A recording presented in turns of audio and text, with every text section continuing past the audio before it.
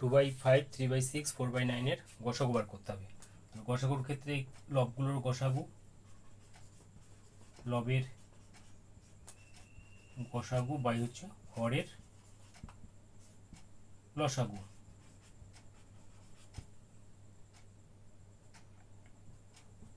লব কি আছে, লবের গসাগু করতে হবে। লবের গসাগু 2, 3 আর হচ্ছে 4, এদের গসাগু কত? এদের গসাগু হবে 1, কারণ 2 আর 4কে 2 দিয়ে ডিভাইড করা যায়, কিন্তু 3কে 2 দিয়ে ডিভাইড করা যায় না, অর্থাৎ আর কোনো কমন ফ্যাক্টর নেই, সেক্ষেত্রে এদের গসাগু হচ্ছে 1। তাহলে লবের গসাগু হচ্ছে 1। এবার হর কি কি আছে? হর আছে 5, 6 আর হচ্ছে 9। তাই এর লসাগু করতে হবে।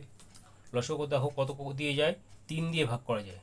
3 দিয়ে 5কে 5ই বসে যাবে, 3 দিয়ে 6কে ডিভাইড করলে 2, 3 দিয়ে 9কে ভাগ করলে 3, আর কোনো কিছু দিয়ে ভাগ করা যায় না এদেরকে।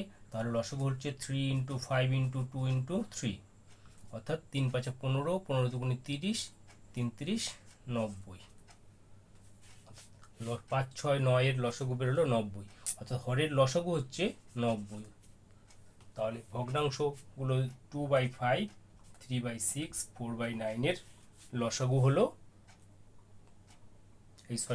গসাগু হলো 1/90। এটা হচ্ছে এদের গসাগু।